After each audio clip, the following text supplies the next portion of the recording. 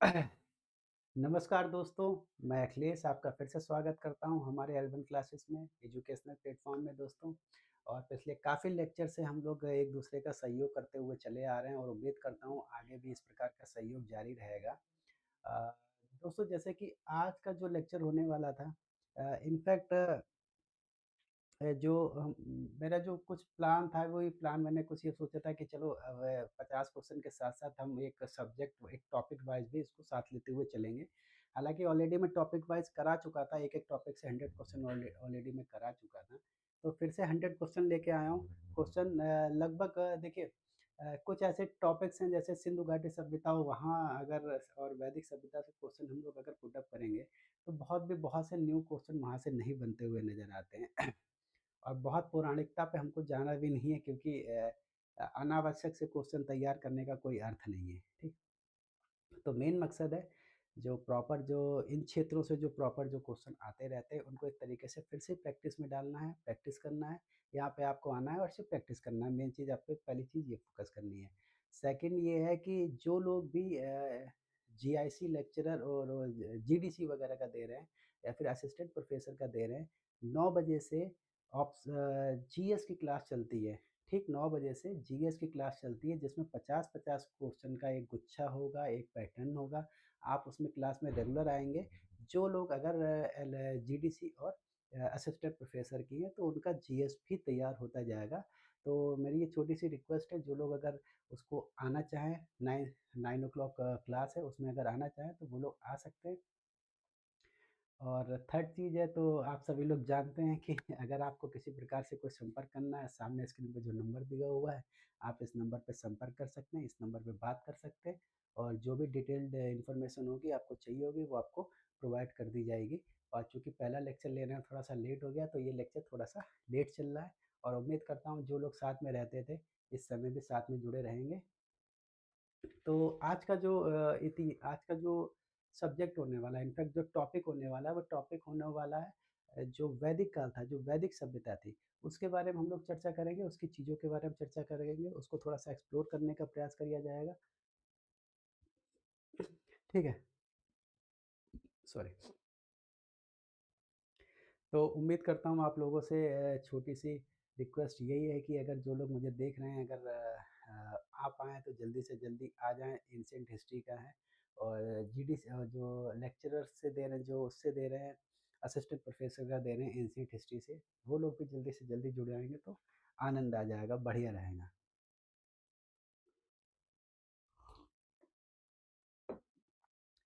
Pen कहाँ गया? तो चलिए दोस्तों अ हालाँकि ये मैं पहले ही बता चुका हूँ, एक बार 1-2 बार ये क्लास पहले ही क्लास एक ले चुका हूँ।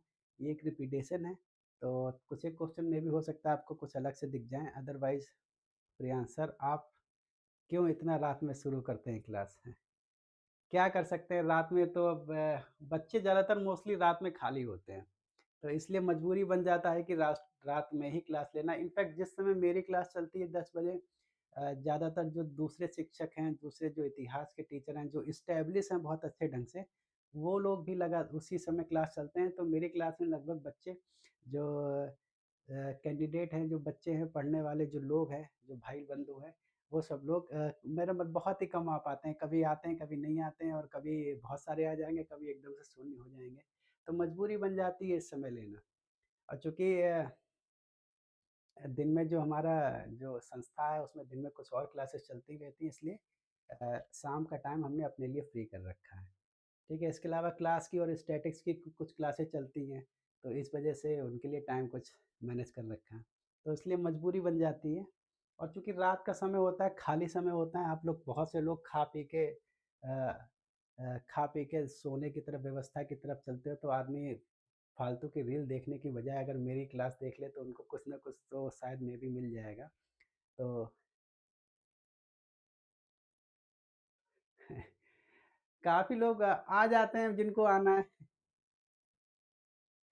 क्या कर सकते हैं? जिनको आना है आ जाते हैं।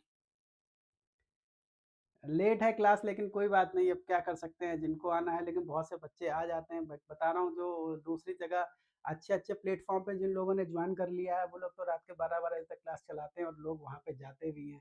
क्योंकि भाई उन्होंने वहाँ पे उन्होंने पैसा खर्च कर रखा होता है, मेन चीज़ है ना।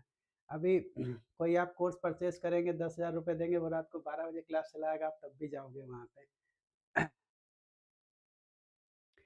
सुबह 10-11 बजे बच्चे मिलना बहुत मुश्किल हो जाता है। क्योंकि देखिए उसका कारण क्या है ना, सुबह मॉर्निंग में बहुत से बच्चे कोचिंग जाते हैं, ठीक है? जिन्हें कोई पता चला कोई संस्थान जॉइन कर रखा है, कोचिंग जॉइन कर रखी है, बच्चे वहाँ पढ़ते हैं, ठीक है? किसी ने लाइब्रेरी जॉइन कर रखी है, बच्चे वहाँ पढ़ते हैं। शाम को होते हैं खा पी के कुछ समय के लिए 1 डेढ़ घंटे के लिए खाली होते हैं, तो वो एक बढ़िया टाइम होता है। ख़ैर जुड़े रहिए, अगर देखिए अगर आप खाली हो तो आप जुड़े रहेंगे तो अच्छा रहेगा। अगर आप खाली हो तो, ठीक है? बिज़ी हैं तो कोई कोई इश्यू नहीं है, कोई बात नहीं है, ठीक? अ और अगर आप कैंडिडेट हैं उसके, तो एक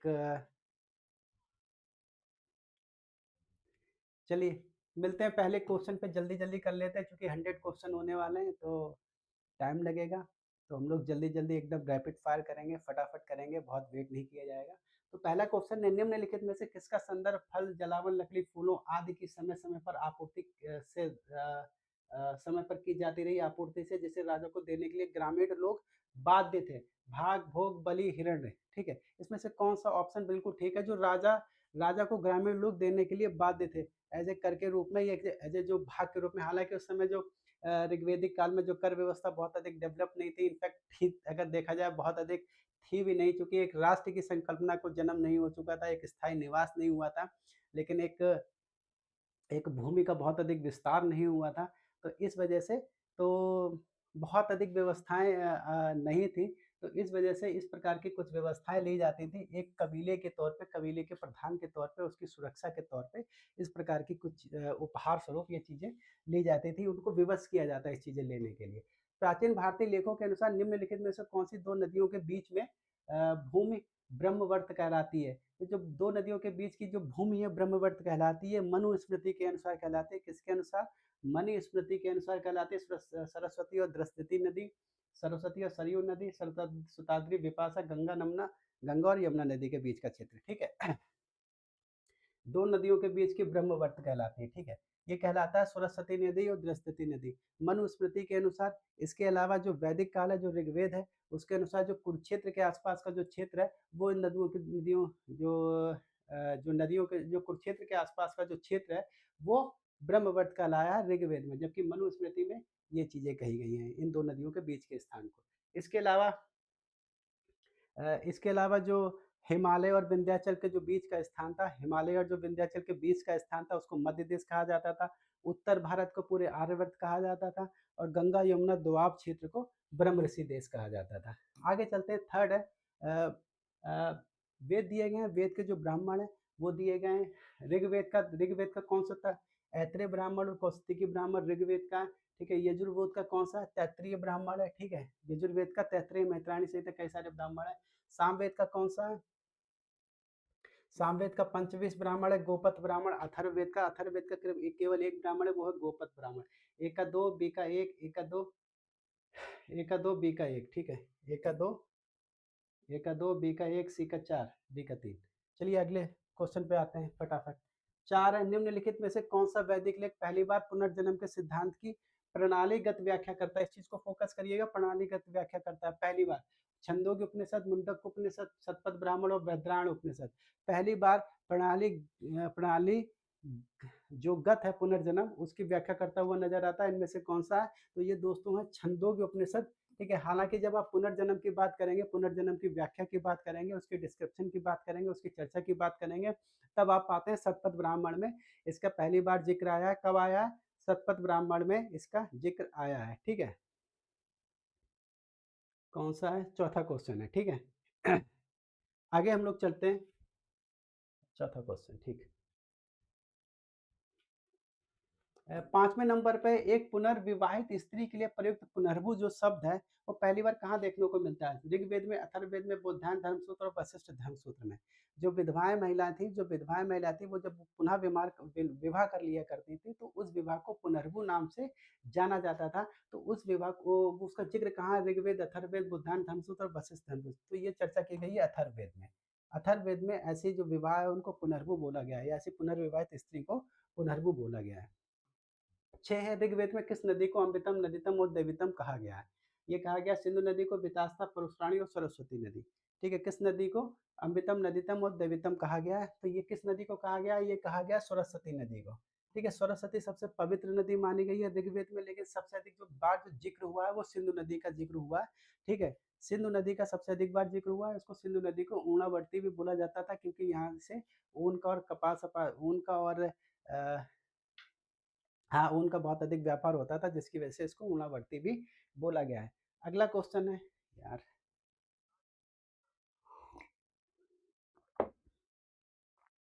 नेक्स्ट क्वेश्चन है 7th। निम्नलिखित में से किसे निरुक्त का पेड़ता कहा गया है? निम्नलिखित में से किसे निरुक्त का पेड़ता कहा गया है? बद्राण, यास्क, पतंजलि और पढ़नी। ठीक है, बद्राण, यास्क, पतंजलि और पढ़नी किसे निरुक्त का वो कहा गया पेड़ता? ये कहा गया यास्क को। पढ़नी ने अष्टाध्यायी लिखा है, आप सभी ने लिखा है। पतंजलि ने महाभाष्य लिखा है। ठीक, और योग दर्शन के प्रवर्तक माने जाते हैं पतंजलि। ठीक, वैदिक शब्द ऋत का आशय क्या है? वैदिक शब्द जो रीति है उसका असाय क्या है? नैतिक नियम, ऋतुआएं, पुरोहित और ऋण। वैदिक नियम ऋतु का असाय क्या है? ये असाय है नैतिक नियम। ठीक है, 7 का बी। ठीक, आगे हम लोग चर्चा करते हैं। देखिए 100 क्वेश्चन है वैदिक काल से, बहुत नए क्वेश्चन इसमें नहीं बन पाते हैं, तो मैं कोशिश भी करता हूँ, तो भी ऊट पटांग क्वेश्चन बनने से तो अच्छा है। तो ये प्रैक्टिस है, तो हम लोग बहुत जल्दी जल्दी इसको करने का प्रयास करेंगे, तेजी से फटाफट। ऋग्वेद काल में कोई नियमित भूमि कर नहीं था, क्योंकि लोग एक स्थान पर स्थायी रूप से नहीं बसे थे। सरकार इस संबंध में अनभिज्ञ थी। राजा को भूमि का मालिक नहीं समझा जाता था, और लोग भूमि कर देने के लिए आदि नहीं थे। तो इसका जो राइट आंसर होगा वो ये होगा, राजा को भूमि का अधिकारी नहीं माना जाता था, यानी कि जो भूमि थी उस पर राजा का कोई मालिकाना अधिकार अधिकार नहीं होता था।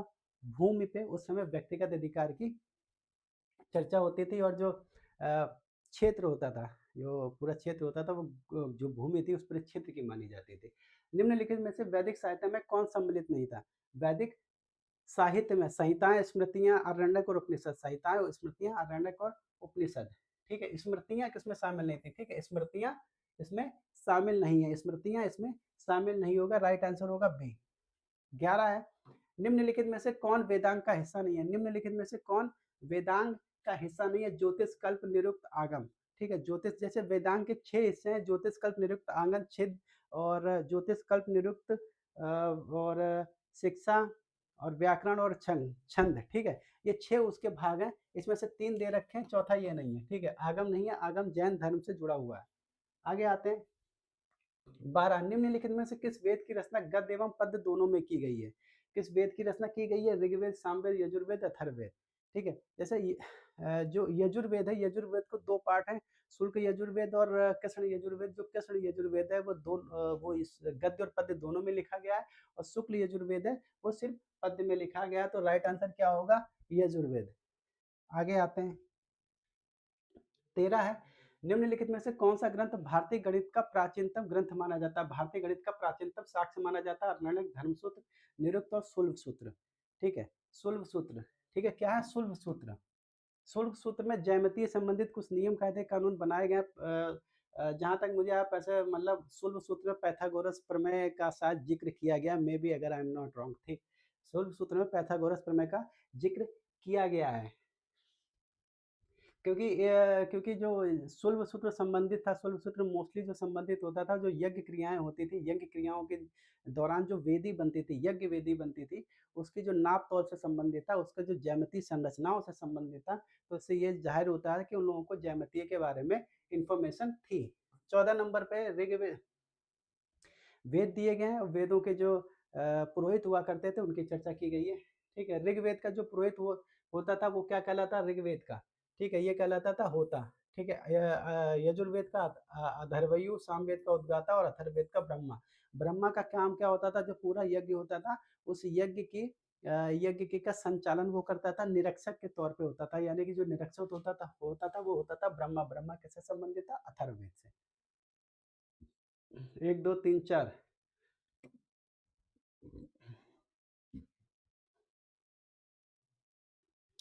15 वेदों को कहा जाता है, वेदों को एक और नाम से भी जाना जाता है, हालांकि 2 नाम और हैं, स्मृति, श्रुति, वेदांत और वेदांग। ठीक है, स्मृति, श्रुति, वेदांत और वेदांग। तो वेदों को किस नाम से जाना जाता है? श्रुति नाम से जाना जाता है। श्रुति का मतलब है सुना हुआ, ठीक है? सुनने की परंपरा के अंतर्गत वेदों का जो संचालन हुआ था, वेदों का जो परगमन हुआ था, या वेदों का जो एक जनरेशन से दूसरी जनरेशन जो भेजी गई थी, वो सुनने की परंपरा के अंतर्गत गई थी, तो उसको हम लोग श्रुति भी इस वजह से बोलते हैं। इसके अलावा अपरुषमय भी इसको बोला जाता है, वेदों को। युद्ध के लिए ऋग्वेद में किस शब्द का प्रयोग हुआ? युद्ध के लिए ऋग्वेद में कुछ शब्द का प्रयोग हुआ है, वर्मन, गवष्टि, बलि और वज्र। युद्ध के लिए, ठीक है, युद्ध के लिए जिस शब्द का प्रयोग हुआ वो है गवष्टि। क्योंकि जो ऋग्वेद काल में पशुधन बहुत बड़ी व्यवस्था होती थी, पशुधन ही मुख्य धन हुआ करता था, और पशुधन को जो पणि नाम के व्यापारी हुआ करते थे, या फिर वो लूट मार भी किया करते थे, तो वो लोग इनके जो पशुधन था उसको चुरा लेते थे, हाईजैक कर लेते थे, उठा के ले जाते थे उनको, तो उसके लिए युद्ध करना पड़ता था उसको, गवस्टी, इसलिए इसकी वजह से गवस्टी शब्द यूज हुआ है। 17 है, वैदिक काल में किस पशु को अघन्या बोला गया है? ठीक है, क्या बोला गया? बैल, भेड़, गाय और हाथी, अघन्या बोला गया है। ठीक, अघन्या वैदिक काल में तो किसको बोला गया? गाय को बोला गया। इसको अष्टकर्णी भी बोला गया है, अष्टकर्णी, ठीक है, इसको अष्टकर्णी भी बोला गया है। 18 है, ऋग्वेद काल में निम्नलिखित में से कौन सी प्रथा प्रचलित नहीं थी? दहेज, बधूमूल्य, विधवा विवाह और बाल विवाह। ऋग्वेद काल में इनमें से कौन सी प्रथा प्रचलित नहीं थी? देखिए, दहेज प्रथा थी, वधूमूल्य था, विधवा विवाह था, और जो दहेज के तहत जो लड़की को जो द्रव्य दिए जाते थे उसको कुछ बोलते थे, देखिए याद नहीं आ रहा, शायद द्रव्य करके ऐसे कुछ नाम था। ठीक है, तो कौन सा नहीं था? बाल विवाह उस समय प्रचलित नहीं था। 19 पे आते हैं, निम्नलिखित में से इंद्र को ऋग्वेद में किस और नाम से भी जाना जाता है? किस अन्य नाम से भी जाना जाता है? वीरेंद्र, पुरंदर, पशुपति और मारुत। इंद्र को किसी और नाम से भी जाना जाता है, ये नाम है पुरंदर। ठीक, पुरंदर, मध्वाच और पुदमिज और पुष्मिज भी नाम से जाना जाता है। कई सारे इनके सारे बहुत सारे इनके नाम है। ठीक, 20 है, ऋग्वेद संहिता की 1/4 ऋचाएं किसको निर्देशित है? 1/4 ऋचाएं यानी कि आधे से अधिक। वहातु, हाँ, स्वान भी इनको बोला गया, इंद्र को स्वान भी बोला गया, क्योंकि जो स्वान माने होता है कुतिया, ठीक है? जैसे जैसे कुत्ता ना सूंघ सूंघ के उसके अंदर सूंघने की क्षमता बहुत अधिक होती है, सूंघ सूंघ के चीजें पता कर लेता था, तो इसलिए इनके लिए स्वान भी इस्तेमाल हुआ है। चूंकि ये पशु जो लोग चुरा के ले जाया करते थे, ये सूंघ सूंघ से उन जो चोरों का पता लगा लिया करते थे। तो कुत्तों से नफरत नहीं करनी है आज के बाद, ठीक है? तो कुत्तों से नफरत नहीं करनी है दोस्तों, ठीक, एक चीज़ तो ये है। और बहुत प्यारी शख्सियत होते हैं, बहुत खूबसूरत होते हैं और बहुत ईमानदार होते हैं, और बहुत प्रेमी स्वभाव के भी होते हैं। बस काट लेते हैं कभी-कभार मूड हो तो। रुद्र, मारुत और अग्नि, और ठीक है, किस पे है? इंद्र, 1/4 इंद्र को समर्पित है। ठीक, अगला है, किस समुद्र पर्यंत पृथ्वी के शासक को इकराट कहा गया? समुद्र पर्यंत पृथ्वी के शासक को इकराट कहा गया, किसमें कहा गया? शतपथ ब्राह्मण में, ऐतरेय ब्राह्मण में, तैत्तिरीय ब्राह्मण में, गोपद ब्राह्मण में। समुद्र पर्यात जो समुद्र पर्यात पृथ्वी के शासक को इकराट कहा गया है। वह तो लड़की को, हाँ, वह तो, हाँ, बिल्कुल ठीक है, वह तो लड़की के लिए बोला गया, बिल्कुल ठीक है।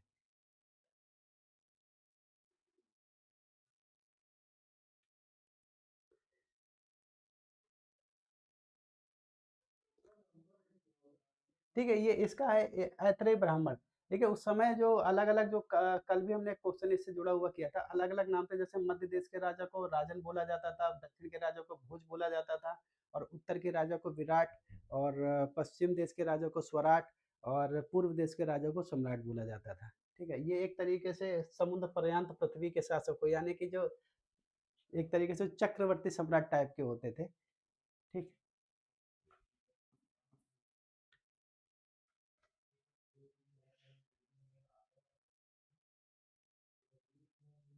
चलिए, अयोध्या का सर्वप्रथम उल्लेख कहाँ मिलता है? अयोध्या का सर्वप्रथम उल्लेख कहाँ मिलता है? रामायण में, महाभारत में, ऋग्वेद में, अथर्ववेद में। अयोध्या का सर्वप्रथम उल्लेख कहाँ मिलता है? अयोध्या का सर्वप्रथम उल्लेख कहाँ मिलता है?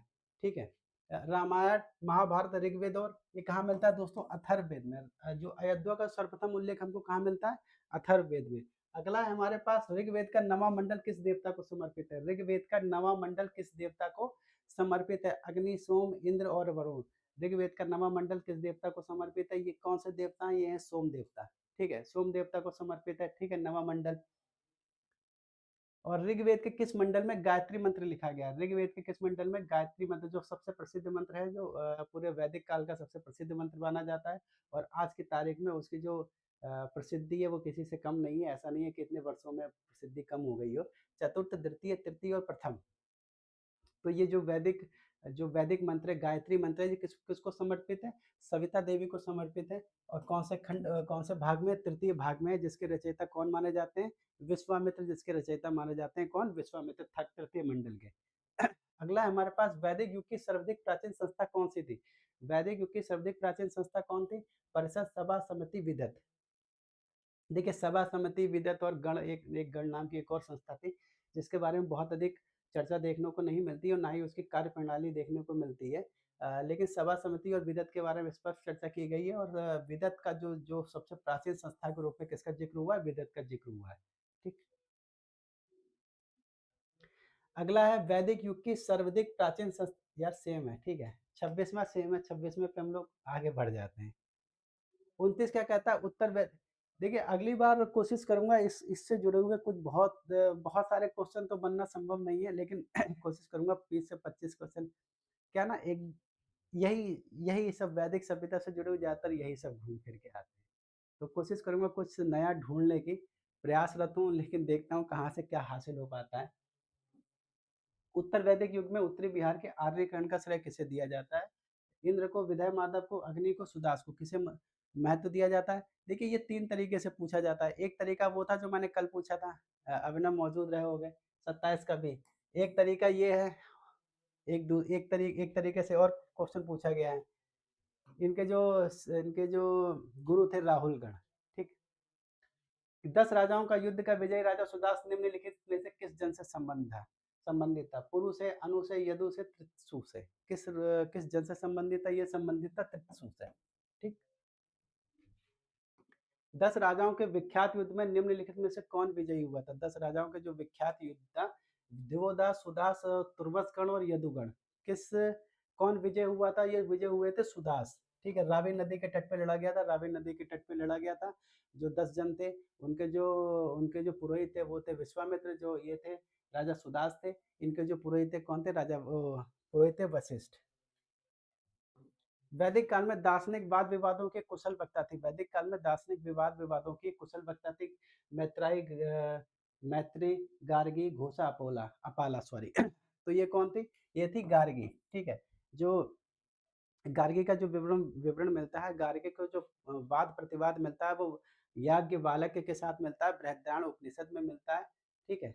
राजा जनक की सभा में जो इनका जो वाद विवाद हुआ था, प्रतिवाद हुआ था। निम्नलिखित में से विदुषी स्त्रियों में से किसका उल्लेख ऋग्वेद में देखने को मिलता है? गार्गी, अपाला, कात्यायनी, मैत्री। विदुषी महिलाओं में से किसका उल्लेख ऋग्वेद में देखने को मिलता है? तो ये मिलता है अपाला।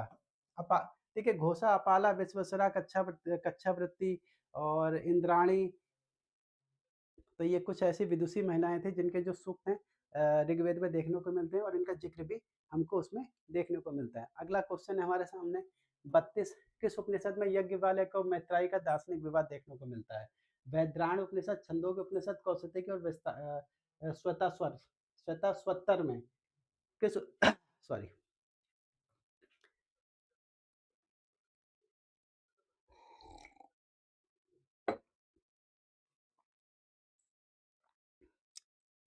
ठीक है। देखिए, क्लास अच्छी लग रही है, क्वेश्चन अच्छे लग रहे हो तो प्लीज चैनल को सब्सक्राइब कीजिएगा, शेयर कीजिएगा और लाइक कीजिएगा। ठीक। तो ये है बृहद्रारण उपनिषद। ठीक है। इसकी चर्चा की गई, किस उपनिषद में यज्ञवल्क्य और मैत्री का दार्शनिक संवाद देखने को मिलता है? ये मिलता है दोस्तों बृहद्रारण उपनिषद में। ठीक। आगे चलते हैं। अगला क्वेश्चन है, ऋग्वेद के किस देवता को असुर उपाधि दी गई? देखिए, ऋग्वेद के किस देवता को असुर उपाधि दी गई है? हालांकि जो असुर उपाधि इसलिए दी गई है, जो पारसियों का जो प्राचीन वेद है जैन अवस्था, उसमें जो वरुण देवता है उनको असुर नाम से डिनोट किया गया है, तो यहाँ पे भी असुर नाम से उनको डिनोट किया गया है। किसको? वरुण को। ठीक। एक बात है, 34वां क्वेश्चन है, किस देवता, यार एक जैसे क्वेश्चन क्यों है? ठीक। 2 क्वेश्चन रिपीट हो गए, कोई बात नहीं। अगला है हमारे पास 35। निम्न में से किस देव को आहुति संबंधी सूत्र समाहित है? निम्नलिखित किस वेद में आहुति बलिदान संबंधी सूत्र समाहित है? ऋग्वेद, अथर्ववेद, सामवेद और यजुर्वेद। बलिदान संबंधी, आहुति संबंधित सूत्र समाहित है। ये सभी देखिए बलिदान संबंधित एक जो पूरा के पूरा जो वेद ही है, वो पूरी की पूरा बलिदान के ऊपर ही डिपेंड है, ठीक है। ये कौन सा है? यजुर्वेद, ठीक है। कौन सा है? यजुर्वेद। जो यज्ञ वेदी और जो बलिदान है यज्ञ वेदी, ये पूरा का पूरा किस पे? यजुर्वेद में देखने को मिलता है। 36 है, नचिकेता आख्यान किस उपनिषद में मिलता है? नचिकेता आख्यान किस उपनिषद में मिलता है? बृहदारण्य उपनिषद, कठोपनिषद, छंदोग्य उपनिषद और केनोपनिषद। किस उपनिषद में देखने को मिलता है नचिकेता आख्यान? ये देखने को मिलता है कठोपनिषद। किसमें देखने को मिलता है? कठोपनिषद, ठीक है। 37 का बाल्य खिल्य का संबंध किस वेद से? बाल्य खिल्य का संबंध किस वेद से? ये संबंध है ऋग्वेद से, सामवेद से, यजुर्वेद से और अथर्ववेद से। बाल खिल्य का संबंध किस वेद से? ये संबंध है ऋग्वेद से, ठीक।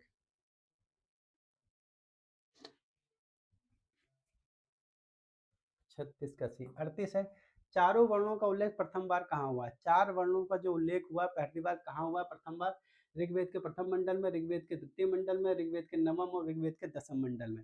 किस मंडल में हुआ? तो ये हुआ ऋग्वेद के 10वें मंडल में। 36 का बी। कोई बात नहीं, वो जल्दबाजी में गलत हो गया होगा। ठीक। सतलुज नदी का प्राचीन नाम क्या? सतलुज नदी का प्राचीन नाम क्या? वितास्ता, शताद्री, विपाशा, उसकनी। सतलुज नदी का प्राचीन नाम है शताद्री, ठीक है। और वितास्ता झेलम, विपाशा व्यास और अस्कनी चेनाब, ठीक है।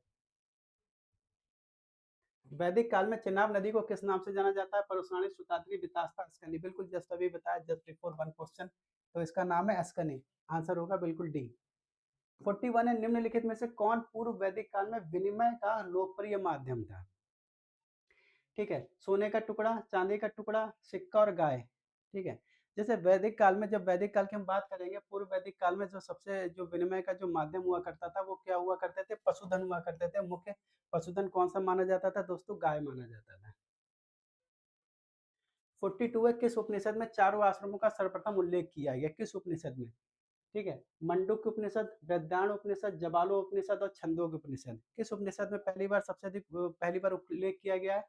तो ये उल्लेख किया गया जबालोपनिषद, ठीक है। जबालो उपनिषद में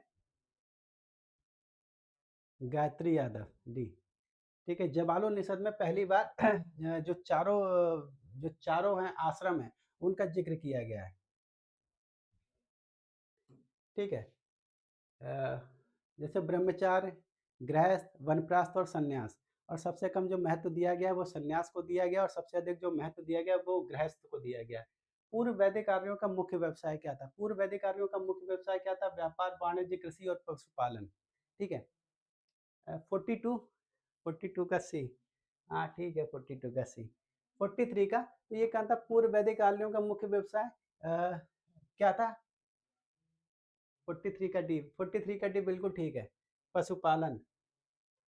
हालांकि एग्रीकल्चर का भी जिक्र हुआ है, लेकिन एग्रीकल्चर का जिक्र हुआ है वो बहुत कम बार हुआ है, ठीक है। तो यानी कि एग्रीकल्चर उस समय बहुत अधिक जो एक तरीके से फेमस चीज नहीं रही होगी, तो पशुपालन ही उनका मुख्य उद्योग था, पशुपालन ही उनका मुख्य कार्य था। निम्नलिखित में से कौन उपनिषदों में निम्नलिखित कैकई जनपद का एक दार्शनिक राजा था? जबाल, प्रमाण, जमदग्नि, ऋतुसेन और अशुपति। कैकई जनपद की बात हो रही है, ठीक है। कैकई जनपद का राजा कौन था? कैकई जनपद का जो फेमस राजा था, 44 का डी। हाँ 44 का डी। और जवाली प्रवाहन कहाँ के राजा थे? पांचाल के थे। जवाली प्रवाहन कहाँ के राजा थे? पांचाल के, ठीक है। विदय देखिए, जवाली प्रवाहन कहाँ थे? पांचाल के राजा थे। और जो विदय के राजा थे जनक, और अशुपति कहाँ के राजा थे? ये केकई के राजा थे, ठीक। और काशी के राजा थे अजातशत्रु। चलिए ठीक है। जमदग्नि आप लोगों को पता होगा, परशुराम जी के पिताजी थे शायद, अब मैं अगर गलत नहीं बोल रहा हूँ, ठीक। निम्नलिखित में से कथन और कारण दिए गए हैं, कथन और कारण पर चर्चा करनी है, फटाफट कर लेते हैं। ऋग्वैदिक काल में ग्रामीण सभ्यता थी, बिल्कुल ठीक है। वैदिक काल में, ऋग्वेद काल में कृषि एवं पशुपालन मुख्य व्यवसाय था, ठीक। वैदिक काल में ग्रामीण सभ्यता थी, वैदिक काल में कृषि और पशुपालन मुख्य व्यवसाय था। देखिए, ये एक नज़र में तो बिल्कुल सही लगता है कि कृषि और पशुपालन मुख्य व्यवसाय था, लेकिन गणना कहाँ पे गलत हो जाती है, जैसे ये मुख्य शब्द का प्रयोग कर लेता है, वहीं पे चीज़ें गड़बड़ हो जाती हैं। आप ये समझिएगा, वैदिक काल में पशुपालन मुख्य व्यवसाय था, ना कि कृषि, ठीक है? पशुपालन मुख्य व्यवसाय था, ना कि कृषि। तो सही कौन-सा होगा? ए सही होगा, कारण आर गलत होगा। ए सही है किंतु आर असत्य है, ठीक है? चलिए आगे चलते हैं। 46 ऋग्वैदिक काल में निष्क किस अंग का आभूषण था? 45 का ए।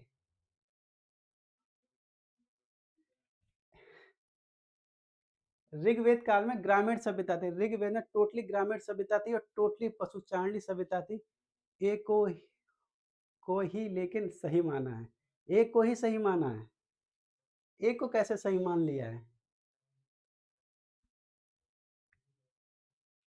नहीं, अगर देखिए कृषि तो मुख्य व्यवसाय के रूप में थी नहीं, पूर्ण रूप से पशुचारण व्यवस्था थी उस समय ऋग्वेद काल में, तो कृषि तो थी नहीं। ये मैं इसको देख लूंगा, लेकिन इसका आंसर मेरे ख्याल से सी ही है। 45 का आंसर सी ही होना चाहिए, ठीक है।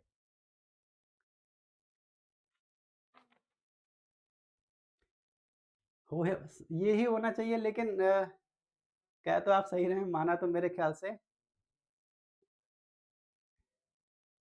ठीक है। ए माना गया है। चलो ठीक है, हम लोग भैया आयोग के हिसाब से ही चलते हैं। ए माना गया, तुम लोग आयोग के हिसाब से चलते हैं, ठीक।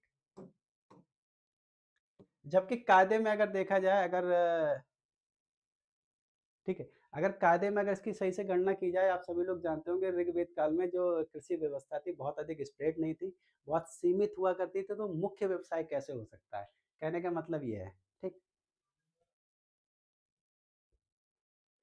आगे चलते हैं। 46 पे ऋग्वेद काल में निष्क किस अंग का आभूषण था? हाँ, हमें आयोग से लड़ना नहीं है। तो मैंने वही आंसर चेंज कर दिया कि आयोग के हिसाब से ही हम लोग चलते हैं। आयोग से पंगा नहीं लेना भाई। आयोग सर्व सर्वा है। सुप्रीम पावर वही है, उसी वो जो कह देगा वो। सूरज को चांद कहेगा तो हमको चांद ही मानना पड़ेगा। ऋग्वेद काल में निष्क किस अंग का आभूषण है? ऋग्वेद काल का जो निष्क है वो किस अंग का आभूषण है? कान का, गले का, बाहु का, कलाई का, ठीक है। तो ये है गले का आभूषण है, ठीक है, गले का आभूषण है। गायत्री यादव जी, आपका बहुत बहुत अभिनंदन है यहाँ पे।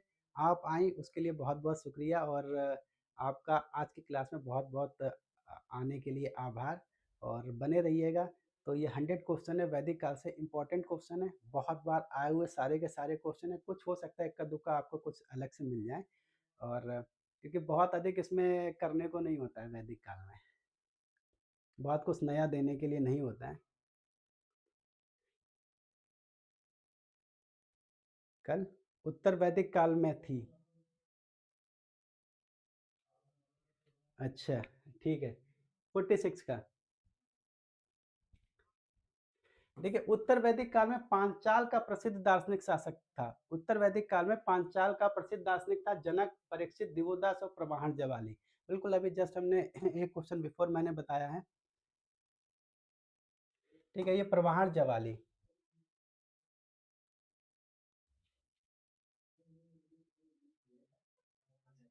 ठीक है, आगे चलते हैं।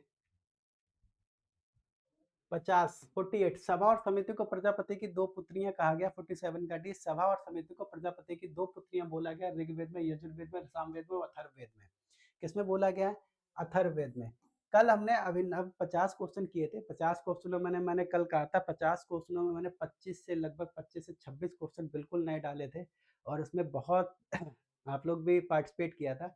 उसमें काफ़ी थोड़ा सा अच्छे भी, मतलब अच्छा प्रदर्शन रहा, लेकिन जो नए क्वेश्चन थे उसमें कुछ गलतियाँ काफ़ी हो गई थी, लेकिन कोई बात नहीं। वो नए क्वेश्चन आप लोगों के लिए बहुत लाभकारी होंगे, अगर उसको आप लोग देखेंगे तो वो कोई भी अनर्गल अनर्गल क्वेश्चन नहीं है, बिल्कुल बहुत इंपॉर्टेंट है, पॉइंट टू पॉइंट क्वेश्चन है। अगर आप उसको देखेंगे, उसको लगातार उस चीज़ को पढ़ते रहिएगा, क्या पता टीजीटी के एग्जाम में उसमें से कुछ आ जाए। शतपथ ब्राह्मण में विस्तार से वर्णन किया गया। शतपथ ब्राह्मण में विस्तार से वर्णन किया गया धार्मिक कर्मकांड का, यज्ञ का, देवताओं की प्रार्थना का और कृषि कर्मकांड का। जो शतपथ ब्राह्मण की बात की गई उसमें सबसे अधिक विस्तार से वर्णन किस चीज का किया गया शतपथ ब्राह्मण में?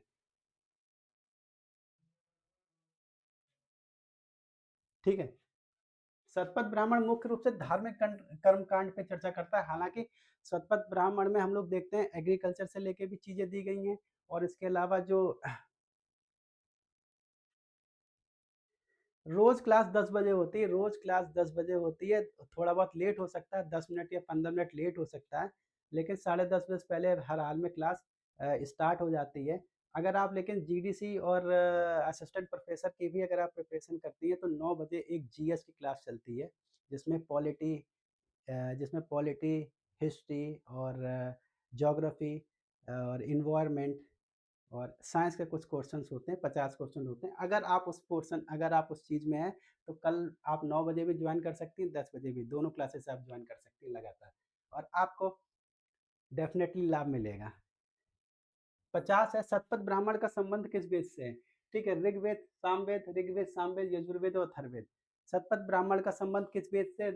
ऋग्वेद, सामवेद, यजुर्वेद और अथर्ववेद। ये संबंधित है यजुर्वेद से। ठीक है, सबसे बड़ा ब्राह्मण है शतपथ ब्राह्मण। सबसे बड़ा ब्राह्मण कौन सा है? शतपथ ब्राह्मण है। किससे संबंधित है? यजुर्वेद से संबंधित है। चलिए आगे चलते हैं। और इससे मैंने बहुत सारी चीज़ें पहले ही बता दी हैं, जो पुनर्जन्म का जो सिद्धांत है इसमें दिया हुआ है। इसके अलावा पुरुरवा और उर्वशी की आख्यान दिया हुआ है, और जल प्लवन की जो कथा है वो भी इसमें मिलती है। ठीक है। 51 है। ऋग्वेद में कौन सा वैदिक देवता सहस्त्र स्तंभों वाले भवन में? जीआईसी का है सर, 3 मई को। हाँ, जीआईसी का है। क्या जीआईसी लेक्चरर का? इंद्र व अग्नि, यम व यमी, उषा व सूर्य, मित्र व वरुण। ठीक है, मित्र वरुण। ठीक है। जीआईसी लेक्चरर की डेट कितने को, क्या आ गई है डेट क्या? जीआईसी लेक्चरर की डेट मेरे ख्याल से सुनने में आया अप्रैल में पढ़ने वाला है जीआईसी लेक्चरर का, जहाँ तक मेरे जो ख्याल में सुनने में आया है। छंदोग्य उपनिषद का संबंध किस वेद संहिता से? छंदोग्य उपनिषद का संबंध किस वेद संहिता से? ऋग्वेद से, यजुर्वेद से, सामवेद से, अथर्ववेद से? छंदोग्य उपनिषद का संबंध किस वेद संहिता से? ये संहिता है सामवेद से। छंदोग्य उपनिषद किससे जुड़ा हुआ है? सामवेद से जुड़ा हुआ है। छंदोग्य उपनिषद, केनो उपनिषद किससे जुड़ा हुआ है? सामवेद से जुड़ा हुआ है।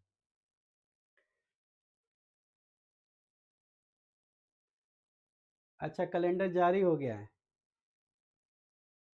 हाँ हाँ, अभी बात हुई थी एक से कैलेंडर जारी, लेकिन मई में तो काफी, मई में तो पीजीटी का भी एग्जाम है ना। 3 मई को इसका है। मई में यार काफ़ी एग्ज़ाम है। हाँ, आज ही आया है, आज आ गया है। और उसमें बता रहे हैं कि अभी पीसीएस का और आरओ का उसमें कोई ज़िक्र नहीं किया गया है। निम्नलिखित में से कौन-सा ग्रंथ वैदिक कालीन रत्नों की सूची देता है? कौन-सा ग्रंथ देता है? शतपथ ब्राह्मण, ऐत्रेय ब्राह्मण, अथर्ववेद और जाबालोपनिषद। शतपथ ब्राह्मण, ऐत्रेय ब्राह्मण, अथर्ववेद और जाबालोपनिषद, जो 12 रत्न थे, 12 रत्न थे, उनकी सूची प्रदान करता है। ठीक है? 53, 12 रत्न ने उनकी सूची प्रदान करता है, 53। ठीक।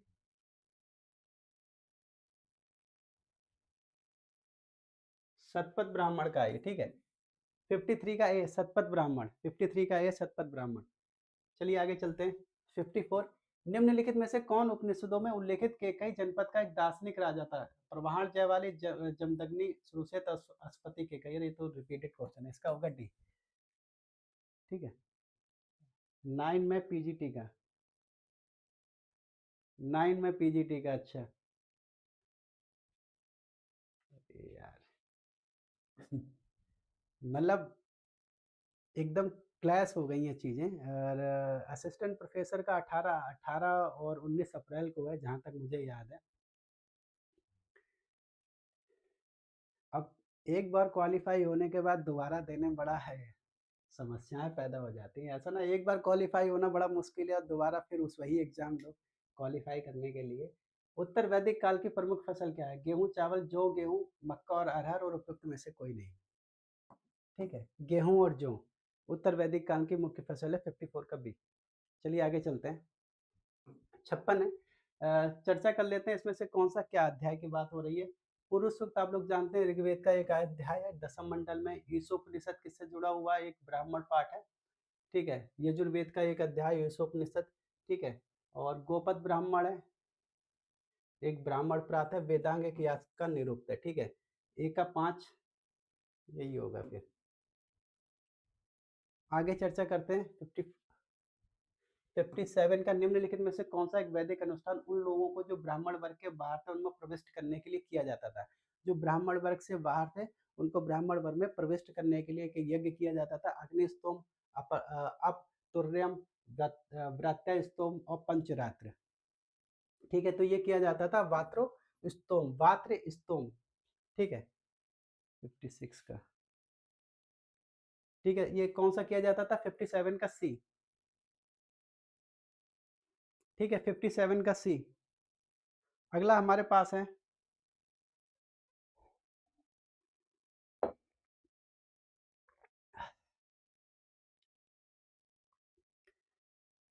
9 से 58।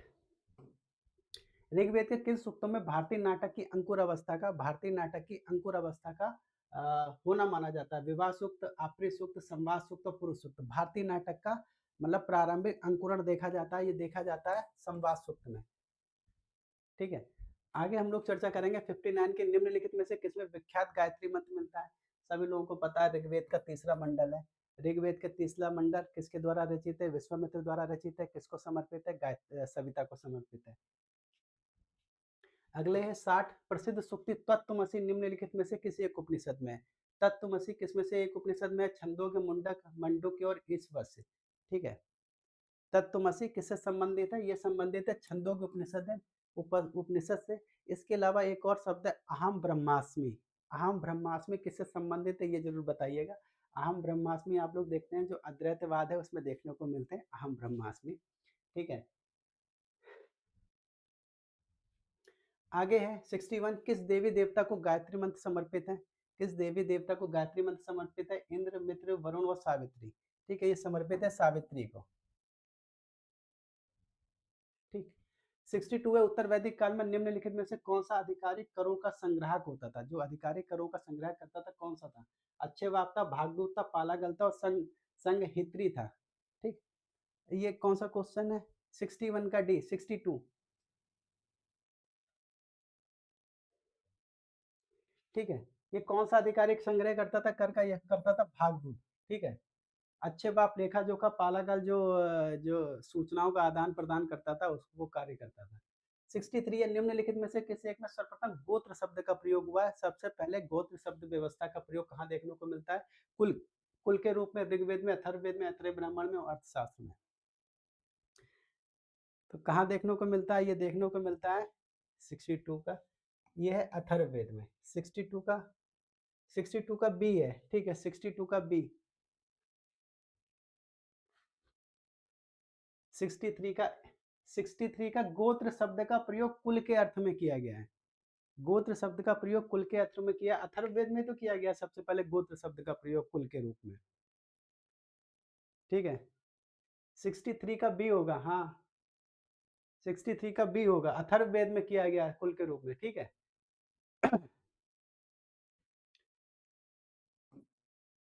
कठ उपनिषद निम्न में से किस एक से संबंधित है? कठ उपनिषद निम्नलिखित में से किस एक से संबंधित है? ऋग्वेद से, सामवेद से, यजुर्वेद से, अथर्ववेद से। कठ उपनिषद निम्नलिखित में से किस एक से संबंधित है? ये संबंधित है यजुर्वेद से। किससे संबंधित है? यजुर्वेद से। और ये जो कृष्ण यजुर्वेद है उसका हिस्सा है कठ उपनिषद, ठीक है। 64 का डी। 64 का डी, 64 का डी कहाँ से आ जाएगा? कठ उपनिषद। अथर्ववेद को तो एक अथर्ववेद के जैसे प्रश्नोपनिषद है, मुंडक के उपनिषद है, मंडूक के उपनिषद है, ये अथर्ववेद के हैं, ठीक है। और जो यजुर्वेद से कठोपनिषद है, ठीक, जो कृष्ण यजुर्वेद है उसका हिस्सा है ये। चलिए आगे चलते हैं, 65 पे आते हैं, ठीक है। मुनि, यहाँ पे मिला लेते हैं, ओके, ठीक है। मुनि क्या है? एक पावन पुरुष जो निशब्द रहता है, ठीक है। उद्गाता ऋग्वेद सामवेद का जो ज्ञाता होता है, पुरुष, आद्य पुरुष, विराट पुरुष। और विराट पुरुष से जुड़ा हुआ मैंने कल एक नवीन क्वेश्चन डाला था कि उसमें से जैसे प्रजापति था और विश्वकर्मा था और एक हिरण्यगर्भ थे, सॉरी, हाँ कोई बात नहीं, हिरण्यगर्भ थे और एक और थे अदिति। इन चारों का जो संदर्भ है, इन चारों का संदर्भ किससे किया जाता है? विराट पुरुष से किया जाता है। अगर कहीं क्वेश्चन पूछ ले तो कन्फ्यूज़ नहीं होना, इन चारों का जो संबंध है विराट पुरुष से लगाया जाता है। और आर्यमाण क्या करता था? विवाह का संरक्षक था, यानी कि डी का 1 देख लेते हैं। डी का 1, सी का 4, डी का 1, सी का 4, फिर देख लेते हैं बी का क्या है? बी का 3, ठीक है? इसका होगा बी आंसर। आगे हम लोग चलते हैं। 66 है, ठीक। देखिए क्लास आपको आप लोगों को अच्छी लग रही है और जो लेक्चर पसंद आ रहा है और इसके अलावा जो क्वेश्चन ठीक-ठाक लग रहे हैं आप लोगों को, तो प्लीज़ चैनल को सब्सक्राइब कीजिएगा और लाइक बटन दबाइएगा ज़रूर और दूसरे लोगों को शेयर भी करने का प्रयास कीजिएगा आप लोग। तो जो नदियाँ हैं, नदियों के प्राचीन नाम है, फिर उसके सामने जो आधुनिक नाम है, उनके बारे में चर्चा हुई है। बेतास्ता मैंने ऑलरेडी बोला था, झेलम, अस्कनी, चेनाब, परसनाड़ी, रावी और बिपाशा, व्यास। जो सतलुज है, उसका नाम है शताद्री, ठीक? तो ए का 3 है, बी का 1 है, ए का 3 है, बी का 1 है, सी का 5, ए का 3, बी का 1, सी का 5, डी का 2। चलिए ठीक है, आंसर होगा सी। 67 है, मीमांसा न्याय, सांख्य दर्शन है, विचार है, फिलॉसफी है। और सामने जो व्यक्ति हैं जिन्होंने इस फिलॉसफी को दिया है, जैसे मीमांसा दर्शन है किसका है? जैमिनी का। इसके बाद में जो एक जो बहुत प्रसिद्ध मुनि हुए हैं, देखिए नाम नहीं याद आ रहा है उनका, बिल्कुल। न्याय दर्शन है महर्षि गौतम से अक्षपाद गौतम, ठीक है। सांख्य दर्शन है, ये है ईश्वर कृष्ण। और वैशेषिक दर्शन है उलूप, ठीक है। डी का 4, डी का 4, ठीक है। डी का 4, सी का 2, डी का 4, सी का 2। ए 67 का ए दिख नहीं रहा है, क्या हुआ? क्या नहीं दिख रहा है? अभिनव कुछ क्या नहीं दिख रहा है? कुछ नहीं दिख रहा है क्या? ए 67 का ए, हाँ ठीक है। 68, ठीक है, अलग हट जाता हूँ अब देखने में आसानी हो जाएगी। 68 क्या कहता है? ऋग्वेद काल में राजा के पदाधिकारियों में प्रमुखता पुरोहित था, बिल्कुल ठीक है। ऋग्वेद काल में राजा भूमि का अबाधित स्वामी था, राजा भूमि का अबाधित स्वामी था। ऋग्वेद काल राजा गुप्तचर व्यवस्था से अनभिज्ञ था। तो क्या कह रहा है, इनमें से कौन सा सही है? ठीक है, पहली बात तो ऋग्वेद काल में राजा भूमि का अबाधित स्वामी नहीं माना जाता था, राजा को भूमि का स्वामी नहीं माना जाता था, पहली चीज। थर्ड चीज है, ऋग्वेद काल गुप्तचर व्यवस्था से अनभिज्ञ नहीं था, ठीक है। गुप्तचर उस समय जो व्यवस्था उस समय उनके पास थी, तो आंसर होगा केवल एक। 68 का आंसर होगा केवल एक। चलिए आगे चलते हैं। 69 है, निम्नलिखित में से कौन सा एक कथन सही है? निम्नलिखित में से कौन सा एक कथन सही है? ठीक है। ऋग्वेद काल आर्यों का सामान्यतः स्वजनों के समूह को इंगित करता है, ना कि एक गांव को, ठीक है। पूर्व वैदिक कालीन आर्यों ने हाथियों को पालतू बना लिया तथा युद्ध में घोड़ों के साथ उनका प्रयोग करते थे। ऋग्वेद में स्वयंवर में विधवा विवाह का उल्लेख मिलता है। ऋग्वेद में विंध्याचल तथा सतपुड़ा पर्वत और नर्मदा नदी का उल्लेख है, ठीक है। नर्मदा नदी का उल्लेख पहली बार हम लोग कब कहाँ पे देखते हैं? उत्तर वैदिक काल में नर्मदा नदी का उल्लेख हम लोग पाते हैं, ठीक है। कौन सा एक कथन से स्वजनों के एक समूह को इंगित करता है, ना कि एक गांव को, ठीक है। ठीक, तो 69 का होगा ये, यहाँ पे 69 का होगा ये, ठीक है सॉरी।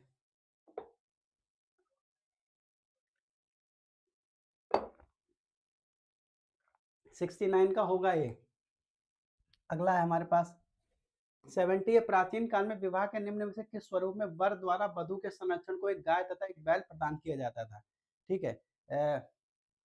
वर द्वारा वधु को, यानी कि पहले वर दहेज दिया करता था वधु को। असुर, पिशाच, प्रजापत्य और आर्स, ठीक, किसमें दिया जाता था? आर्स विवाह में। और ये जो पिशाच विवाह था, ये सबसे निकृष्ट प्रकार का विवाह माना जाता था। और असुर विवाह भी एक बुरा विवाह ही माना जाता था, लेकिन पिशाच विवाह निकृष्ट, सबसे जो विवाह के जो 8 जो वो दिए गए प्रकार दिए गए, उसमें सबसे निकृष्ट प्रकार जो वही है। ब्राह्मण राजा पर आश्रित एवं उसके पार्षद में नीचे की ओर पीठासीन है, परंतु वह राजा से श्रेष्ठ है। यह उल्लेख निम्नलिखित में से किसी एक में? शतपथ, ऐत्रेय, काटक संहिता और तैत्रीय उपनिषद। यह उल्लेख किसमें किया गया है? अरे यार,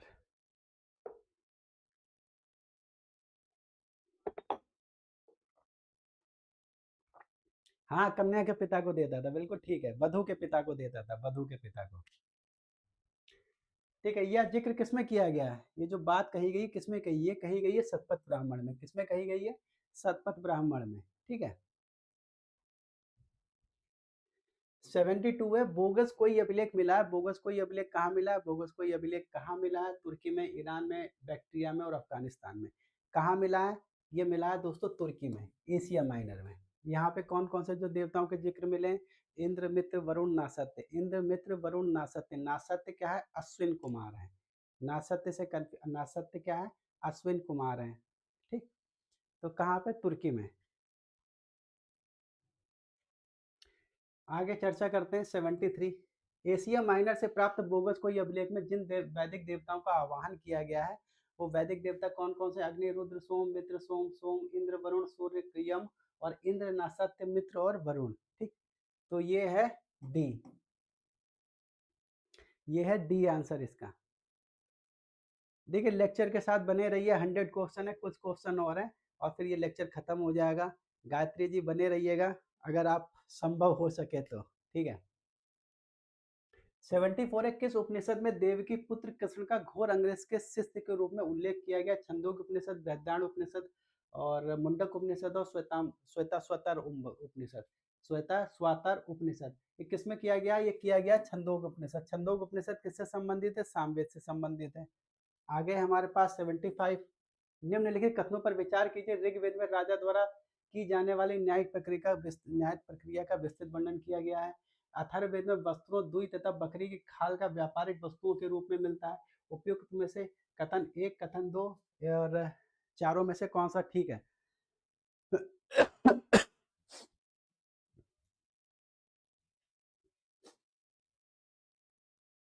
अच्छा, ऋग्वेद में राजा द्वारा की जाने न्यायिक प्रक्रिया का देखिए ऋग्वेद में राजा राजा द्वारा की जाने वाली न्यायिक प्रक्रिया का कहीं हम लोग नहीं पढ़ा है, कहीं हम लोगों का उसका विस्तृत वर्णन देखने को नहीं मिलता है। लेकिन अथर्ववेद में वस्त्रों को दुई तथा बकरी की खाल आदि का व्यापारिक वस्तुओं के रूप में प्रयोग देखने को मिलता है, तो इसका आंसर होगा बी। 74 का है, 75 का बी। चलिए आगे चलते हैं। 76 ब्राह्मण क्या थे? कृषि प्रथाओं तथा पद्धतियों का विस्तृत प्रबंध, बलि संबंधी अनुष्ठानों पर पाठ, शासकों लिए प्रशासन को संगठित करने के लिए दिशा निर्देश और लास्ट में आरण्यक के साथ संलग्न व्याख्याएं जो दर्शन संबंधी प्रश्नों का जिक्र करती है, आंसर देती है। तो ये बलि संबंधी अनुष्ठान। ठीक है, बलि संबंधी अनुष्ठान 75 का बी। एक मिनट, एक मिनट। अरण्यक के साथ संलग्न व्याख्याएं जो दर्शन संबंधित, नहीं नहीं नहीं नहीं, एक सेकंड।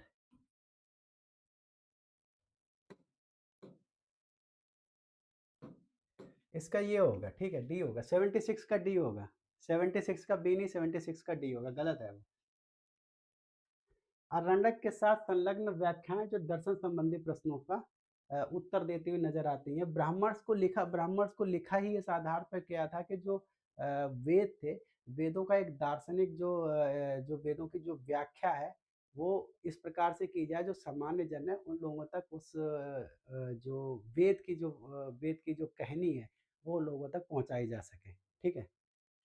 हाँ, 76 का डी लगा दिया है मैंने। चलिए नदियाँ फिर से यार, वो नदियाँ आ गई हैं, सेम क्वेश्चन है। अ, वितास्ता, झेलम, सेलम लिखा हुआ है। ठीक है। अस्कनी, चेनाब, परसरानी, रावी और विपाशा व्यास। ठीक है। ए का 3, बी का ए का 3, बी का 1, ए का 3, बी का 1। ठीक है। 77 का सी। 78 कौन सा सूत्र चार प्रमुख जातियों की स्थितियों, व्यवसायों, दायित्वों, कर्तव्यों तथा विशेषाधिकारों से स्पष्ट विभेद करता है? कौन सा सूत्र? स्रोत सूत्र, ग्रह सूत्र, धर्म सूत्र और सांख्यान स्रोत सूत्र। कौन सा सूत्र ऐसा करता है? धर्म सूत्र, स्रोत सूत्र और ग्रह सूत्र। बताइए। प्रमुख जातियों की स्थितियों, व्यवसायों, दायित्वों, कर्तव्यों तथा विशेषाधिकारों के बीच स्पष्ट रूप से विभेद करता है। कौन सा सूत्र विभेद करता है?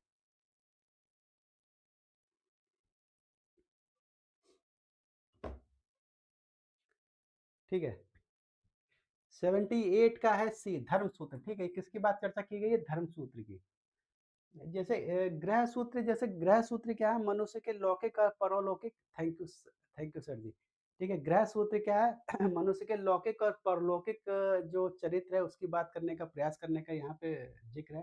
धर्म सूत्र क्या है? मनुष्य के जो प्रमुख जो 4 जातियाँ, 4 वर्ण हैं, उनके धार्मिक, राजनीतिक और आर्थिक स्थिति की चर्चा करने का प्रयास किया गया। किसमें किया गया? धर्म सूत्र में। ओके, 78 का बी।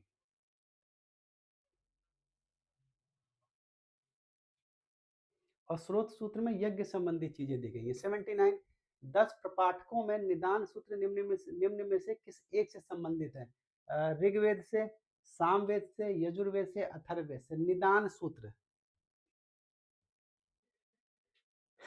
एक तो 100 क्वेश्चन है। इससे पहले भी 1 बजे 9 बजे की क्लास ले रखा हूँ, वो भी लेट हुई थी। तो इतनी देर तक लगातार बोलते रहने से एक तरीके से काफी समस्याएं पैदा हो जाती हैं। 79 का,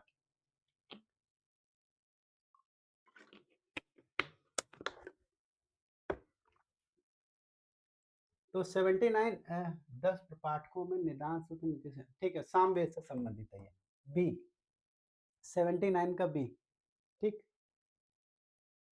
आगे है 80 पे। अरे ये सेम क्वेश्चन आ गया है। ठीक है, क्वेश्चन वो रिपीट हो गया तो इसका जवाब ए होगा। 80 क्वेश्चन रिपीट हो गया तो उसका जवाब होगा ए।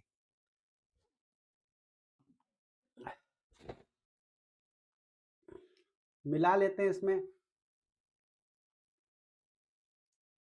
ठीक है, वेदांग दिए हैं, वेदांग के जो हिस्से हैं, वेदांग हिस्से किस चीज से संबंधित हैं उसकी चर्चा की गई है। तो 81, 81 बिट्टू जी, बी, बिट्टू गोयल, बी।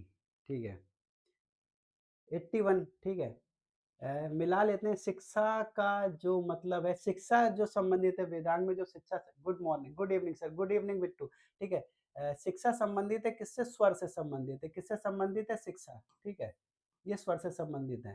ठीक है, कल्प जो क्या है ना, कल्प किससे संबंधित है? कल्प, निरुक्त, निरुक्त आप लोग जानते हो, निरुक्त संबंधित है व्युत्पत्ति से। जो यास्क ने जो निरुक्त लिखी थी वो किससे संबंधित है? शब्दों की व्युत्पत्ति से संबंधित है। ठीक है, शब्दों की व्युत्पत्ति से संबंधित है निरुक्त, यानी कि होगा सी का 1 और ए का 4। ये बहुत डिटेल्ड आता है, कई बार क्वेश्चन आ चुका है। थोड़ा सा ये थोड़ा सा हिला देने वाला भी क्वेश्चन होता है। और जो कल्प है, कल्प किससे संबंधित है? कल्प किससे संबंधित है?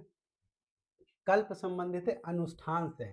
ठीक है, और छंद है चतुष्पदी वृत्त से। और ज्योतिष बिल्कुल अलग है। ठीक है, ज्योतिष, ज्योतिष वेदांग का ही एक हिस्सा है। ठीक, तो ए का 4 है, ए का 4, बी का 5, सी का 1, डी का 3। ठीक है, 81 का सी। मिलान वाले में फॉन्ट साइज छोटा होने की वजह से नहीं दिख रहा है।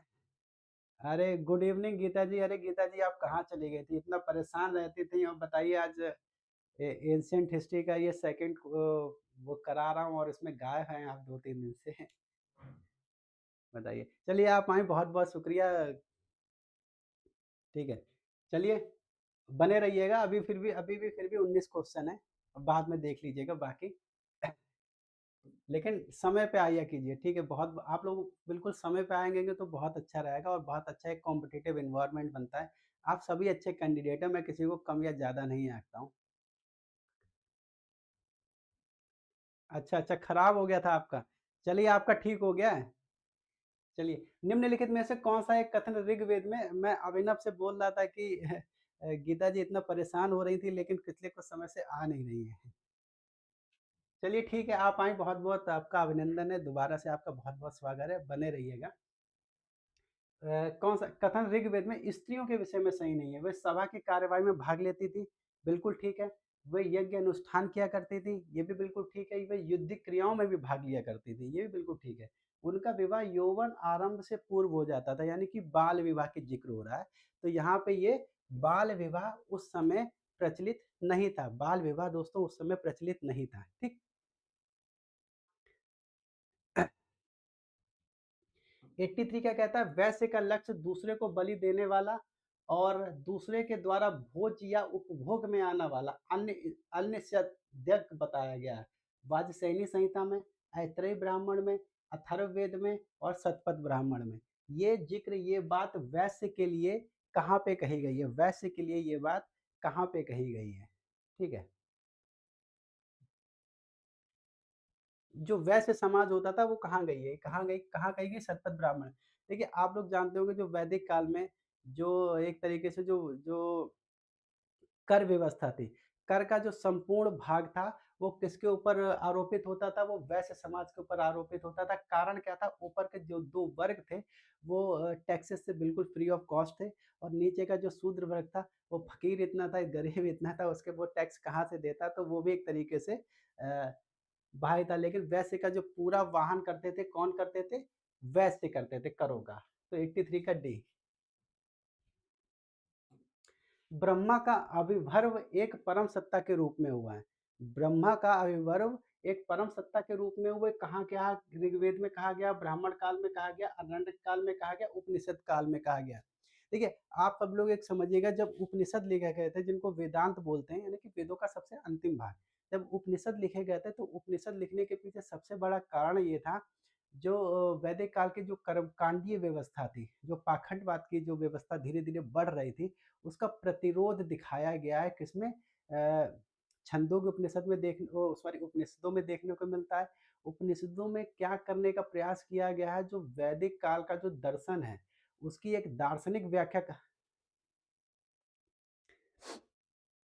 अ, अरे आपका बहुत-बहुत शुक्रिया, आपने इतना इतना कोशिश की ढूँढ के देखने का। लेकिन अच्छा लगा आप आज आई, आप आई, आप, मैं कह रहा हूँ अच्छा लगा आज आप आई। और तो सबसे पहले जो जो उपनिषद लिखने का कारण यही था, इन्होंने ज्ञान मार्ग की तरफ ध्यान दिया। तो उन्होंने ब्रह्मा की व्याख्या करने का प्रयास किया, ब्रह्मा को एक परम सत्ता के रूप में देखने का प्रयास प्रयास किया, जीवन मृत्यु के पीछे कारणों का खोजने का प्रयास किया। तो बहुत सारे खोजने का प्रयास करने का देखने को मिलता है। ये कहाँ पे देखने को मिलता है? उपनिषदों के काल में। 84 का डी। ठीक है, आगे चर्चा करते हैं। ऋग्वेद देवता इंद्र के विषय में निम्नलिखित में से कौन सी बात ठीक नहीं है? उसे भोज एवं सोमरस पान प्रिय थे, वह सुरों को नष्ट करने वाला था। मतलब पुरों को नष्ट करने का मतलब है, जो दुर्ग हुआ करते थे, दुर्ग को पुर बोलते थे, तो उसको नष्ट करने वाला बोला जाता था, तो उसको पुरंदर के नाम से भी जानते हैं। सर्दिक सूक्त उसे ही संबोधित है, लगभग 250 सूक्त इनको संबोधित है। वह रित का धारक था, ये गलत है। रित का धारक कौन था? वरुण देवता को रित का धारक बोला जाता है। अगला है हमारे पास 86। मैं कवि हूँ, मेरे पिता वैद और मेरी माता अन्न पीसती हैं। यह अवतरण कहाँ मिलता है? ऋग्वेद, यजुर्वेद, धम्मपद और मृच्छकटिकम। ये कहाँ अपपद मिलता है? ये मिलता है दोस्तों ऋग्वेद में। कहाँ देखने को मिलता है? ये ऋग्वेद में ये व्याख्या की गई है। ठीक है, ऋग्वेद में ये बात कही गई है। सोनी टीसीज हाय। हेलो सोनी, कैसी हैं आप? आपका स्वागत है इस प्लेटफॉर्म पे आने के लिए। आप लोग, आपका बहुत बहुत स्वागत है। चलिए आगे चलते हैं। कहाँ पे कहा कहा गया है? ये ऋग्वेद में कहा गया है।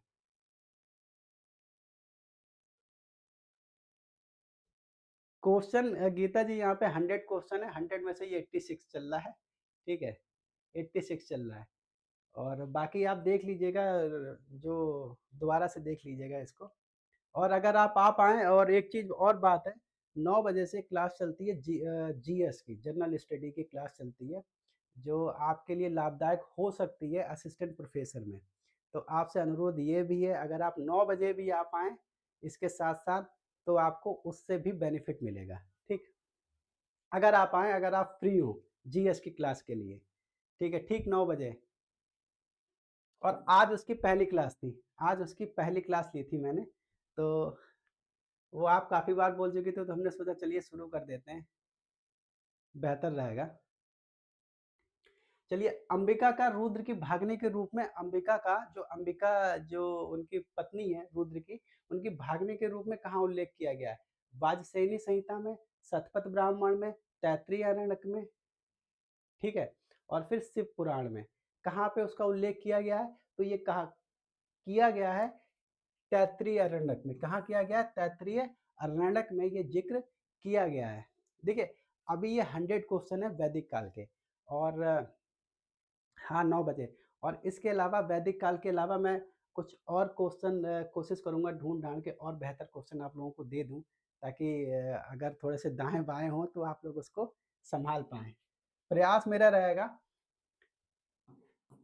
लेकिन अगर जो जितने लोग यहाँ पे हैं, अभिनव तो उस दिन आए थे कल कल की क्लास में। गीता जी अगर हो सके तो कल की क्लास ज़रूर देख लीजिएगा।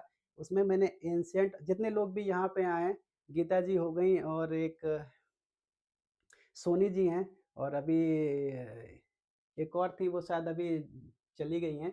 अगर वो कल का मेरा लेक्चर देख पाएँ तो बहुत-बहुत मेहरबानी होगी आपकी, क्योंकि मैंने उसमें बिल्कुल लगभग 25 क्वेश्चन बिल्कुल नए डाले हैं। उसमें एंशिएंट हिस्ट्री के ज़्यादा क्वेश्चन हैं, बिल्कुल नए क्वेश्चन। तो कल का लेक्चर अगर समय मिले तो देख लीजिएगा।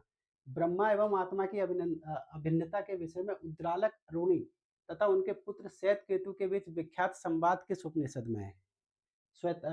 श्वेतांबर, छंदोग्य, मंडूक्य और मंडूक्य किस उपनिषद में ये देखने को मिलता है? उद्दालक अरुणि तथा उनके पुत्र श्वेत केतु के बीच में एक संवाद देखने को मिलता है।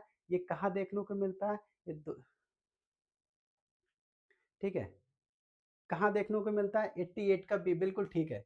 अभिनव का आंसर बिल्कुल ठीक है, 88 का बी। ऋग्वेद काल के लोग इंद्र का निम्नलिखित प्रयोजन से आवाहन करते थे। ओके सर, ठीक है। ज्ञान प्राप्ति, मरणोपरांत जीवन, जन्म मरण के चक्र से मुक्ति, भौतिक सुख एवं विजय। ठीक है, इंद्र की पूजा जो उनका करने का जो मेन उद्देश्य था वो था भौतिक सुख एवं विजय, भौतिक सुख की प्राप्ति करना और विजय प्राप्त करना। ये इतने ऐड आते हैं यूट्यूब पे, क्या ही कहा जाए। बी का 88 का बी, ठीक। डी 89 का डी 90। गौ अपहरण के प्रसंग में ऋग्वेद में प्रमुख रूप से जाना जाता है। गौ अपहरण के प्रसंग में ऋग्वेद में जो प्रमुख रूप से जाना जाता है, मलेच्छों को, दासी और दसियों को, पढ़नी को और निषादों को। किसे जाना जाता है? वो जाना जाता है पढ़ियों को। एक बार एक चीज और आपको यहाँ पे थोड़ा सा ध्यान रखना होगा, जो पढ़ियों का जो जिक्र किया गया है ऋग्वेद में, वो एक व्यापारी के रूप में भी किया गया, यानी कि ये लोग व्यापार भी किया करते थे, यानी कि ये व्यापारी भी थे। यानी कि क्या थे? ये व्यापारी भी थे। ठीक है, व्यापारी के साथ साथ ये लोग क्या करते थे? ये लोग लूटपाट भी मचाते थे। क्या करते थे? लूटपाट करते थे। ठीक है, ये भी इनका एक व्यवसाय था। व्यापार तो यार व्यापार है, ये भी लूट-पाट भी उनका एक व्यवसाय था, ठीक है। ये शायद मुझे लगता है ये इनका पार्ट टाइम बिज़नेस रहा होगा, मेबी। तो कहीं भी आ जाए तो व्यापारी के रूप में कभी-कभी ज़िक्र हुआ है परियों का, तो इसलिए कन्फ्यूज़ नहीं होना है। वो लूट-पाट भी करते थे, गो अपहरण भी करते थे और व्यापार भी करते थे, ठीक। 91। ऋग्वेद के अनुवाद में कौन टीकाकार सहायक है? अश्व व्यापारी, चोर। हाँ, बिल्कुल ठीक है। देखिए, वैदिक काल में क्या था? पशुधन ही एक मूलधन था, ठीक है। और ये लोग क्या करते थे? व्यापारी। तो अपने व्यापार को बढ़ाने के लिए ये लोग क्या करते थे? जो जिन लोगों के पास पशुधन अधिक होते थे, ये लोग और जिनके पास कम भी रहते थे, भाई इनको तो चुराना ही है ना। प्रॉफिट मैक्सिमाइजेशन, इसको इसको हम लोग क्या बोलते हैं? कॉर्पोरेट सेक्टर में इसको बोलते हैं प्रॉफिट मैक्सिमाइजेशन। फ़र्क नहीं पड़ता, डज़न्ट मैटर हाउ, ठीक। आप चाहे लूट-पाट कचाएँ, लूट-पाट मचाएँ या धोखाधड़ी करें या कुछ भी करें, बट प्रॉफिट मैक्सिमाइज़ होना चाहिए।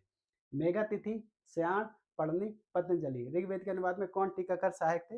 ये सहायक थे श्याण, ठीक है। 91 का बी, अभिनव 91 का ए नहीं है। ऋग्वेद के अनुवाद में टीकाकार कौन थे? माधव श्याण। माधव श्याण विजयनगर साम्राज्य में इन्होंने टीका लिखी थी। तो जल्दबाजी में गलती नहीं करना है, ठीक है। आगे चलते हैं। 92 ऋग्वेद में प्रयुक्त सीता शब्द का अर्थ निर्धारण कीजिए। हाँ, 91 का बी। फिर से देख लो क्वेश्चन। ऋग्वेद के अनुवाद में कौन टीकाकार श्याण था?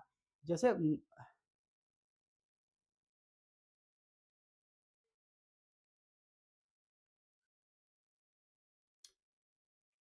ठीक है, श्याण ने जब वैदिक जो सॉरी विजयनगर साम्राज्य में जो माधव थे और श्याण थे, इन्होंने वेदों पे पहली बार टीका लिखी थी। तो पहले टीकाकार कौन हुए? वेद, श्याण और माधव, ठीक। चलिए आगे चलते हैं। ऋग्वेद में प्रयुक्त सीता शब्द का अर्थ निर्धारित किया गया। पृथ्वी की उर्वरा देवी, राजा जनक की पुत्री, जुती हुई कूड और हल लेखा, ठीक। जुती हुई कूड और हल रेखा 92। ठीक। हालाँकि इसमें अगर देखा जाए जुती हुई कूड़ को हल रेखा बोलते हैं, क्योंकि आयोग ने इस वाले पे हाथ आज़माया है, इसको सही माना गया है, तो हम भी इसको ही सही मानेंगे 92 का डी। ठीक, 92 का डी। यूप क्या था? यूप, यूप क्या थे? यूप क्या थे? याज्ञिक स्तंभ, पाषाण स्तंभ, विजय स्तंभ, अश्वमेध स्तंभ। 92 का डी, 92 का डी, सी भी है। हाँ, वो दोनों है, लेकिन ये क्वेश्चन आया हुआ है और आयोग ने हल रेखा को सही माना, जबकि दोनों होना चाहिए। वो हो सकता है मे बी बाद में क्वेश्चन से हटा दिया गया हो। 93 का देखते हैं। यूप क्या था? याज्ञिक स्तंभ, पाषाण स्तंभ, विजय स्तंभ और अश्वमेध स्तंभ। ये होते थे याज्ञिक स्तंभ। अलग-अलग जो अलग-अलग वो हुआ करते थे, यज्ञ हुआ करते थे, उनके लिए अलग-अलग स्तंभ होते थे। अगली चर्चा करती है 94 पे। उत्तर वैदिक काल में कौन सा कराधान से संबंधित विचार सत्य है? कराधान से संबंधित विचार सत्य है। यह ब्राह्मणों पर कर का भार था। मैंने पहले ही बताया कि ऊपर के दोनों वर्ग जो कर थे, कर व्यवस्था से उनको छूट मिली हुई थी। केवल वैश्यों पर कर का भार था, केवल क्षत्रियों पर कर का भार था, शूद्रों पर कर का भार था। तो इसका मैंने बताया था केवल वैश्यों पर कर का भार था। 95 है। वैदिक काल में प्रजा द्वारा राजा को स्वेच्छा से दिया जाने वाला जो कर था, वो क्या कहलाता था? भुगतान क्या कहलाता था? पर्ण, बलि, भाग, निष्क। स्वेच्छा से दिया जाने वाला कर,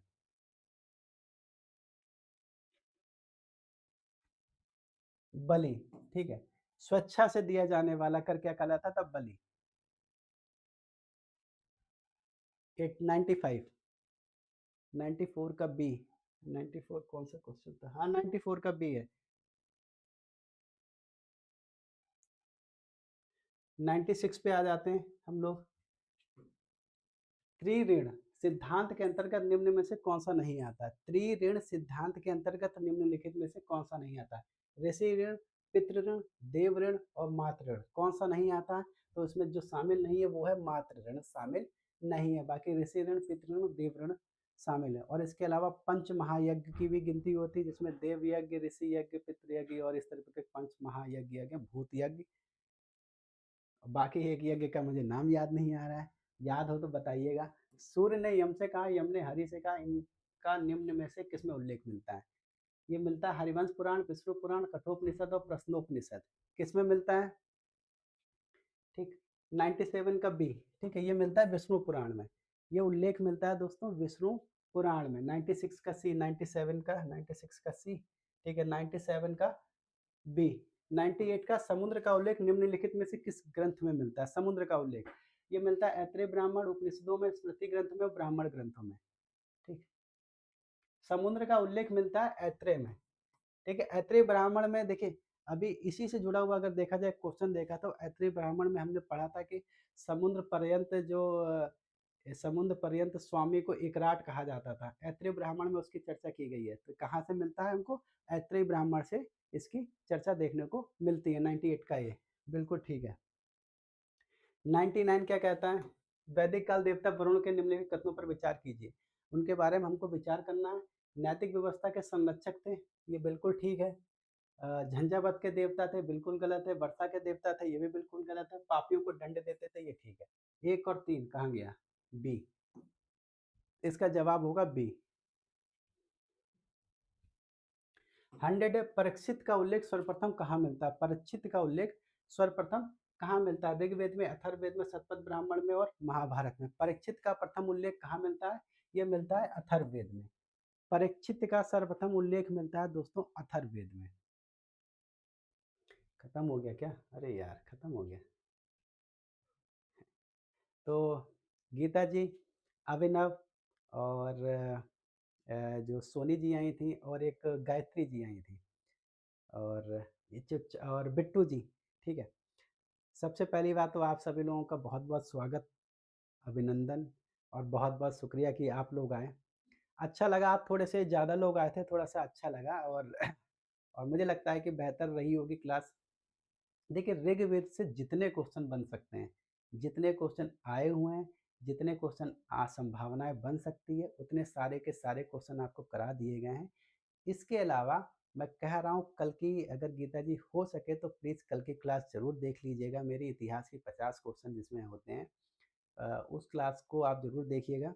उसमें बहुत क्वेश्चन आपको नए मिलेंगे, तो आपके लाभदायक आपके लिए थोड़े से लाभकारी हो सकते हैं आने वाले समय में। क्योंकि मैं पहले ही आपको बता चुका हूँ कि असिस्टेंट प्रोफ़ेसर का एग्ज़ाम है और उसमें पेपर मतलब अच्छा मतलब बहुत टफ़ नहीं अच्छा अगर अच्छा पूछा जाता है, ठीक है? ठीक पेपर को पूछा जाता है, एंशिएंट हिस्ट्री पढ़नी है तो हो सकता है ऊट-पटांग कुछ क्वेश्चन पूछे जाएँ। तो मैंने ऊट-पटांग तो नहीं क्वेश्चन उसमें रखे हैं कुछ लेकिन जो एग्ज़ाम के प्रोस्पेक्टिव से उसमें अच्छे क्वेश्चन डालने का प्रयास किया है।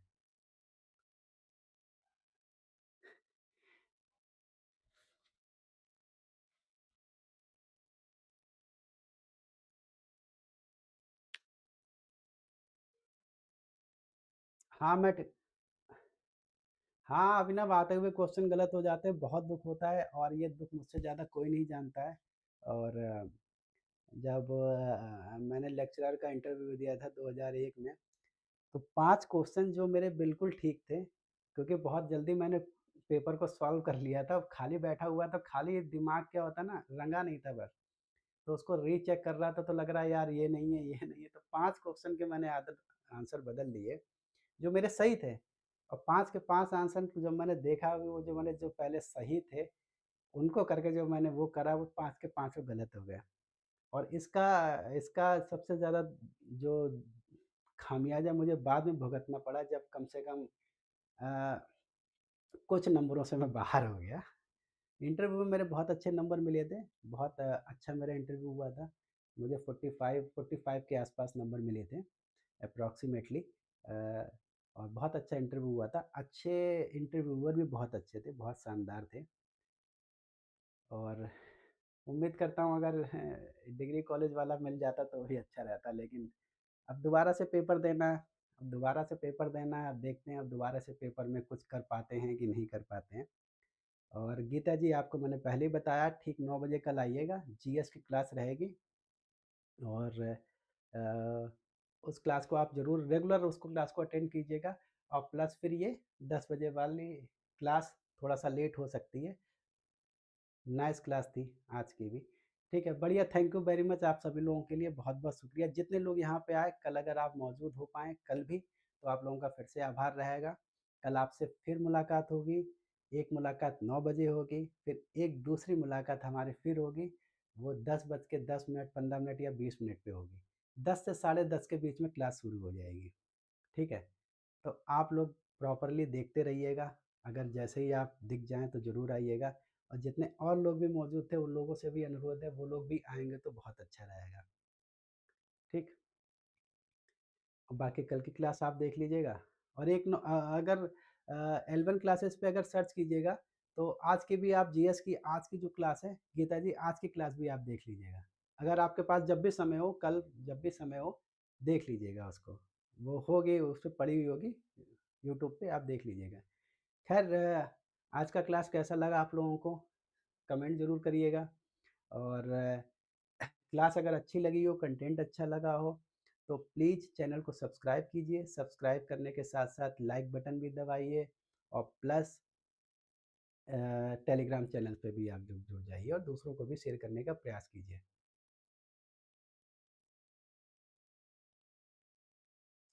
नहीं देखिए देखिए मैं पहले ही बोलता हूँ, आप प्रॉपर बस आते रहिए और जितना प्रॉपर आप आते रहेंगी अ, आपका देखिए आपकी पहली चीज़ आपका जो आप पढ़ रही हैं जो आप पढ़ रही हैं, उसमें आपको थोड़े से नॉलेज में बढ़ोतरी होगी।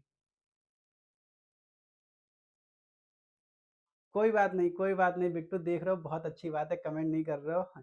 कोई बात नहीं लेकिन जब फाइनल हो जाया करे तो थोड़ा फीडबैक ज़रूर दे दिया करो मुझे कि क्लास कैसी लगी, क्वेश्चन कैसे लगे, कि अगर आपके मुताबिक नहीं है तो मैं उसमें सुधार करने का भी प्रयास कर पाऊँगा। ठीक है?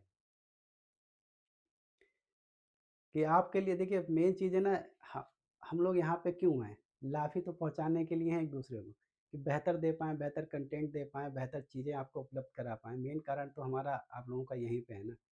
आपको सिलेक्शन के प्रोसेस तक थोड़ा-सा आगे तक पहुँचा पाएँ, उसमें अगर हम उसमें अगर मैं थोड़ा बहुत मददगार हुआ तो ये मेरा सौभाग्य रहेगा कि मैं थोड़ा बहुत मददगार हो पाया। बाकी देखिए टोटल आपकी मेहनत है।